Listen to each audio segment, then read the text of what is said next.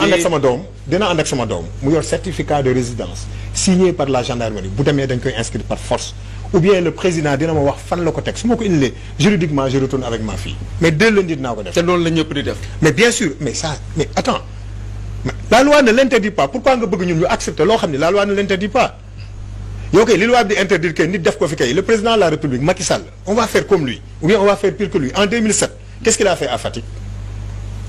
Il a voté sans pièce d'identité. Il vient, il dit je suis le ministre de l'information, je suis le premier ministre. Il vote sans pièce d'identité. Un ministre de la République.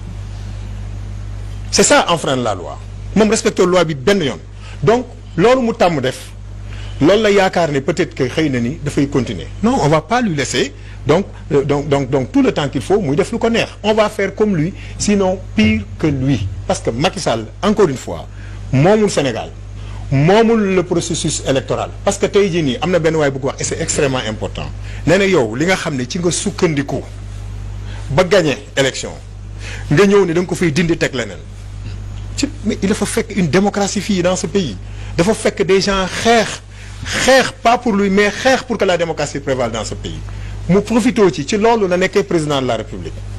mais pourquoi il vient il dit non tout ça j'enlève tout ça j'enlève tout ce qui m'a permis d'accéder au pouvoir j'enlève et je mets mes propres lois loolu mun ñu ko accepter. Quand on se battait on ne se battait pas pour Macky Sall. On se battait pour la démocratie. te loolu dañuy continuer di ko xeex et cette fois-ci on va pas se battre contre lui mais on va se battre pour imposer que la démocratie soit respectée et que le processus électoral bi nga xam ni mooy li nga xam ne mooy tax sénégalais yi tànneef bi leen gënal ñu def ko ñun loolu lañ koy laaj ñu ko def maintenant ku ci mën a wax. nañ ci wax avant qu'il ne soit trop tard. parce que dégg naa benn waay wax ah oui ku ci mën a wax rek nañ ci wax avant qu'il ne soit trop tard. temps yi réew mi mi tee événement mars yi ñoo jugoon wax. waaw ñoo jugoon wax ñu respecté ko contrairement à lui ki nga xam ne musul déglu sëriñ si mais bu mu demee ba jaax dem na ci sëriñ si pour ñu kii ko mais cette fois-ci moom cette fois-ci avec tout le respect qu'on doit à tout le monde na ci nit ñi wax avant qu'il ne soit trop tard parce que lii mënatul continuer. nekkuñu réewum jaam. ñi ngi xaar en tout cas c'est l'application de ces consignes là ñu dugg rek ci côté opposition bi parce que gis nañ ne ñi ngi annoncé par rapport ak li ñu ci mën a déduire daal mooy coalition de l'opposition est-ce que loolu la ak ban période la nar a doon. yow yaa ngi déduire de non mais évidemment. nit ñi on nous annonce ay. waaw c'est vrai ci opposition bi c'est vrai que wax naa ko léegi. ne serait-ce que ci cadre bi rek l'opposition doit se réunir. Maintenant après au-delà de ce cadre-là il y a des perspectives électorales yoo xam ne war nañ ci mën a waxtaan ba jubóo ci mais loolu mënuma ci avancer parce que ay kilifa ñoo ciy waxtaan et je pense que yàggatul dans les tout prochains jours dina am loo xam ni peut-être que dinañ ko teg sur la table sénégalais yi apprécier mais li ñu bëgg daal mooy encore une fois que les gens prennent leurs responsabilités dem fexe ba li ñu war a am jumtukaay yi ñu war a am ñu dem inscrire li ci des nag ñun partis politiques yi dinañ ko xam et ce sera dans ce cadre-là que ça soit dans le cadre d'une coalition que nous espérons comme dama la sànq nit ñi ñu ngi ciy waxtaan et le moment venu yàggatul incha allah dinañ ci ñëw au-delà de ça. Oui. Demain il y a 14 organisations qui vont fusionner avec PASTEF déjà rek ça c'est une étape vers une autre coalition. Déjà il y a un regroupement de 14 organisations boo xam ne suba dinañ fusionner nekk un seul parti pour encore donner beaucoup plus de force à PASTEF et donner beaucoup plus de force à l'opposition. mais bu fekkente ne soxla ngeen pour coaliser pour mën ko battre ci élection yi. malgré que il est minoritaire. loolu nekkul benn paradoxe ci xelu askan bi. non mënul nekk paradoxe parce que yow wax ma un seul parti fii qui a gagné des élections si wax ma rek. Depuis 2000 ba léegi ban parti moo fi gagné élection seul c'est toujours des coalitions qui gagnent les élections loolu moo fi mës a am. opposition bi sans coalition du mënuñu gagné élection yi. non mais en fait fi ñu toll nii boo xoolee structure bi am surtout sur le plan électoral ak histoire politique u Sénégal mais loolu moo fi am depuis 2000 xoolal amul benn parti bu fi gagné seul. Oui. Mais notre ami Macky Sall kii là lu mu amoon Dekkal Ngor la amoon après mu dem xaw ma Benno Bokk Yaakaar. yamuñu sax ci gagné élection mais Benno Bokk Yaakaar mooy gérer Sénégal actuellement nii donc c'est un groupement de partis politiques qui gère le Sénégal donc coalition si c'est une nécessité mais dañ ko def mais maintenant bu ñu demee ba nga xam ni bon maintenant les gens ne se retrouvent pas dans des coalitions mais kenn ku ci ne di nga dem donc suivre ce rythme de progression loo am nga jël mais amul benn parti bu fi xalaat ne mën nga gagner seul donc des élections Sénégal moo toll foofu. est-ce que loolu du jafe si ñoom bu fekkente ne xëy na opposition bi gis nañ des fois bu ñu dajaloo ci ay kuréel na muy mujjee Sonko toog na ci fii Abbas toog doon ko fi wax sax ne pour l'instant en tout cas dina bàyyi ay coalition yooyu doon ba ci kanam xëy na ab bi mu waxoon aussi peut-être mën na am jot na mais est-ce que loolu du xaw a nekk des fois problème entre l'opposition bu fekkente ne saa suñu àndee lu ci bëree bëri ci ay problème la ñuy mujjee. Bon. Je crois que opposition bi ils ont intérêt à s'unir ou périr et parce que les élections locales yi ñuy jëm nii c'est des élections très importantes qui représentent beaucoup de choses pour eux parce que bu ñu jógee ci élection 2019 ñu gis opposition en tout cas certains candidats dañu ne woon parmi lesquels monsieur Ousmane Sonko ñu ñëwoon élection yi jaarul yoon ñu continuer di ko wax ba ñu tegaat élection locale 2022 opposition bu war na arranger wu faire tout pour transformer ces échéances-là en une sorte de référendum et c'est ça leur prépare pour les législatives de 2022 de la même année et le grand combat de 2024. Exactement ça. Donc maintenant comment vont-ils s'unir? C'est vrai que bëri na peut-être des ambitions différentes mais je crois que bu fekkee ne tey parce que gis naa démb la wala barke démb le président Macky Sall mi nga xam ne mooy président Benno Bokk Yaakaar de rappeler ses camarades à l'ordre dem wax ne y a beaucoup de candidats attirer seen attention lan la leen mën a jural bi s'ils ne s'unissent pas je crois que ñoom sax ñooy gën a am problème que waa opposition parce que waa opposition ku wet xam sa bopp te tey je prends un exemple bu ñu nee par exemple il faut qu'on trouve un candidat pour Dakar koo xam ne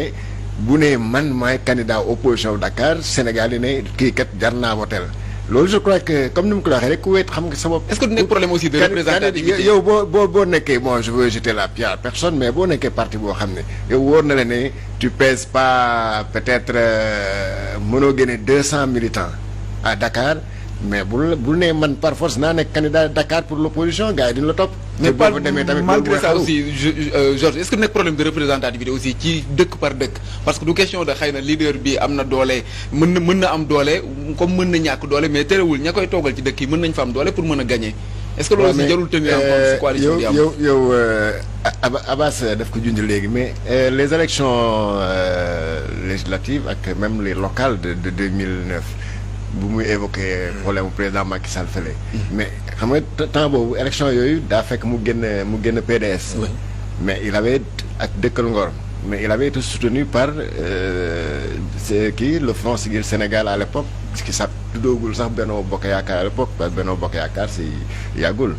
Front Siggil Sénégal boobu qui était né à partir des assises nationales ñëw ba tudd maintenant Benno Siggil Sénégal mais ils avaient vu que président Macky Sall était le candidat le mieux placé à Fatick chez lui ba Abdoulaye Wade pour faire face à la machine puissante du pouvoir à l'époque ñu xam ne peut-être il fallait surfer sur l'injustice boo xam ne Macky Sall en était victime pour mu nekk seen porte-parole à Fatick te looloo tax il a battu tous ces candidats de l'opposition en fait qui étaient au pouvoir à l'époque et ainsi de suite Cheikh Bamba Dièye fële à Saint-Louis il a triomphé là-bas ici à Dakar gis nga la razzia que Khalifa Sall avait fait ici à Dakar et un peu partout au Sénégal à Kaolack un peu partout donc ñoom bu ñu jëlee exemple boobu je crois que ñoom c'est des leaders de parti xam nañu lu xew Sénégal xam nañu aussi quel discours tenir aux Sénégalais pour ñu mën a adhérer mun leen a voter léegi nag bu fekkee ne ku nekk da ngay naan non ma fa gis ne man Dakar fii kat man rek suma bopp laa wóolu mais là ils vont se faire écraser par le parti au pouvoir parce que attention le parti au pouvoir a les moyens ba pare am na comment faire pour déjà yéen a ngi wax ay njuuj njaaj au niveau des inscriptions donc s'ils ne sont pas unis ils vont perdre le combat même avant le jour J. Pape Sané est-ce que jàpp nga ko comme ni ko Georges jàppee s'unir ou périr ou périr autant pour moi si élection locale yi pour l'opposition. Ouais, mais Issa, tu sais, la donne politique actuellement au Sénégal elle est très simple c'est-à-dire c'est l'union des forces et l'union des cœurs sinon moom ku xalaat rek ku munti xalaat muy Pastef muy APR muy beneen parti ku munti xalaat ni que mën nga demal sa bopp gagner rek tu te leurres en fait les Sénégalais dañu comprendre léegi une chose mooy que tey dañu soxla ay ensemble yu fort c'est vrai que depuis toujours depuis 2000 on a eu des déceptions avec ces ensembles là parce que c'est de grands ensembles lay Sénégalais yi di adopter, c'est de grands ensembles lay Sénégalais yi di topp ba jox leen nguur, mais au bout du compte on se rend compte que ces ensembles là également pour des questions politiciennes d'habitude dañ leen di war toujours, mais néanmoins je dis que la logique tey jii voudrait que nañu homme politique yi considérer ni que les électeurs sénégalais li ñu gëm mooy que la formation la coalition la formation de grande coalition moom la électeurs sénégalais yi gëm, parce que tamit ku ko deful rek yaakaar ni que sa njiit am na baat wala am na daraja wala am na gëdd bi nga xam ne bu wootee nit ñi topp ko da ngay nax sa bopp. parce que tamit les grands ensembles lan mooy le charme des grands ensembles, parce que da nga gis que nga xam ne àndul ak Georges waaye ànd nag Abbas, mais ñoom ñaar bu ñu àndee mu ne bon garaawul même ànduma ak Georges mun naa ñëw comme Abbas bëgg naa ko, c'est ça le charme des contraire bi aussi day am des fois. waaw contraire bi mun na am bañ a ànd ak kii ànd ak kii. waaw ki nga contre tax déjà nga contre même sa candidat. mu ngoog mais Issa man toujours mais benn précision bi ma bëgg a def balaa ngaa kii c'est-à-dire que sànq dama ko fàtte si suma biir wax mooy que les 3 millions d'électeurs yi ma ne moom la état bi demandé nañ leen defal carte. Je suis en train de me poser des questions et j'invite aussi l'opposition à se poser des questions et surtout la société civile. mooy que tey 3 millions de cartes te tey ji les projections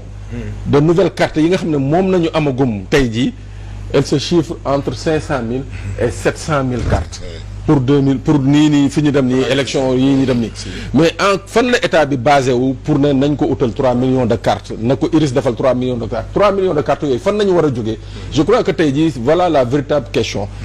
tey kuy séntu dara wala kuy séntu lu ñaaw wala xalaat lu ñaaw ci élection yi mooy 3 millions de cartes yooyu ñan la fan nañu war a jógee. bu dee tey jii mënuñu defar mënuñu préparer 500 000 jeunes ñu dem uti ji seen carte fan nañuy payer pour 3 millions. fan nañuy 3 millions de cartes yi fan nañu war a rassembler ay sénégalais jox leen 3 millions de cartes. une question qui nécessite des réponses. mais Abbas waxtu bi moo ñu xoj bu baax a baax ñi ngi wax élection locale adam yi nga xam ne moom ngeen ci demee yéen ngeen jàppee ko même des primaires pour la présidentielle parce que loolu lañu dégg Ousmane Sonko wax foofu. est-ce que xëy na du nekk problème bu fekkente ne jàppee ngeen koy primaire même devant les sénégalais ba ñu gëm ko ngeen dem élection peut-être ñaanaluñ kenn jël wala victoire mais jël am si. waaw mais xam nga élection moom comme tu dis élection rek la. et quand tu peux pas aller à une guerre ba pare di xalaat sax cette possibilité là nous on y va pour gagner mais demuñu ko rek nii au pifomètre toog rek xalaat ne non parce que dañu on a des données nous avons les résultats des élections passées tout le monde sait que Macky Sall n'est pas majoritaire dans ce pays. Ah bon? mais raw gàddu bi la yoo xam nga mode d'élection bi xam nga loolu je te donne l'exemple de Dakar où il a 48,9%. oui 48 xam nga c'est pas la majorité. et pourtant il a raflé les élections au niveau de Dakar. xam nga loolu bu ñu demee élection que les partis politiques def effort yi nga war a def xam ni lii ce sont des primaires et leur survie même dépend de ça mais danañu trouver ay solutions pour être ensemble pour battre Macky Sall. donc pare ngeen pour ubbeeku. ah mais bien sûr non mais attends ñun boo xoolee histoire u Pastef mais ñun depuis qu'on est né on est toujours parti en coalition musuñu dem seul. même pour ces musuñu dem seul militants yi ñu xam nekk au second plan par exemple tey su ma mënee joxe exemple parce que yaa fi toog Abbas Fall à Dakar beneen leader ñëw ñu ne non kii dañuy imposer ak noonu yooyu yëpp pare jël ngeen ko en compte. non mais on prend tout en compte mais quand même bon c'est vrai que nous sommes un jeune parti mais nous ne sommes pas un petit parti quand même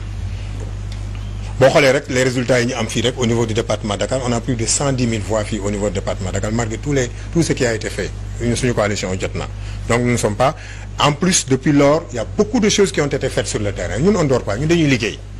donc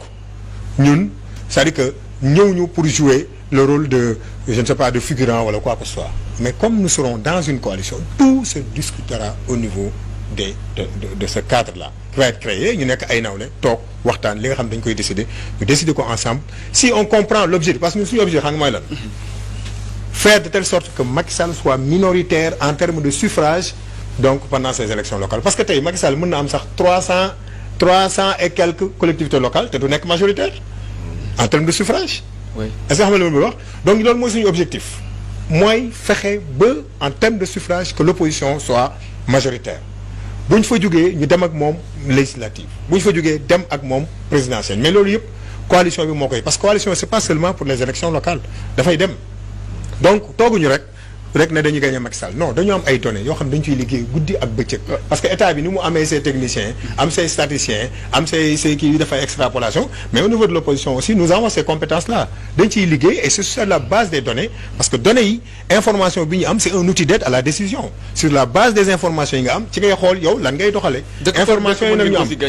dëkk par dëkk parce que beaucoup de leaders de l'opposition peut-être si seeni base même dañ leen di réclamer. am na ci ñoo xam ne xëy na au niveau de Dakar rek lañ doon gën a travailler au niveau national ak yooyu noonu. loolu aussi war na nekk loo xam ne da ngeen koy tenir en compte. mais bien sûr est-ce que les leaders de l'opposition même connus am nañ doole ca dëkk ya nga xam ne fa la ñu fekk non je vais dire une chose te loolu ñun parti politique yëpp war nañ ci bàyyi xel gis nga la base là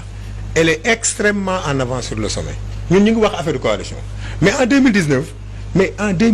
il y a eu des coalitions yoo xam ne ñun sax en certain niveau kii wuñu ko woon gars yi à la base ils se sont organisés je donne l'exemple de Fass Gueule Tapée Colobane moi je les ai reçus il y a 2 mois mais ils sont même venus avec une charte locale de l'opposition tous les partis d'opposition xaaruñu sax sommet bi ça veut dire que les gens se sont déjà organisés pour que coalition bi mu am donc c'est la base même qui exige ça donc côté boobu ñun amuñu ci problème maintenant man bëgguma nekk dans le fétichisme de l'image je ne suis pas iconoclaste non man gëmuma loolu parce que je donne l'exemple de certaines coalitions yoo xam ne am nañu fay homme politique yoo xam ne mosoo leen xam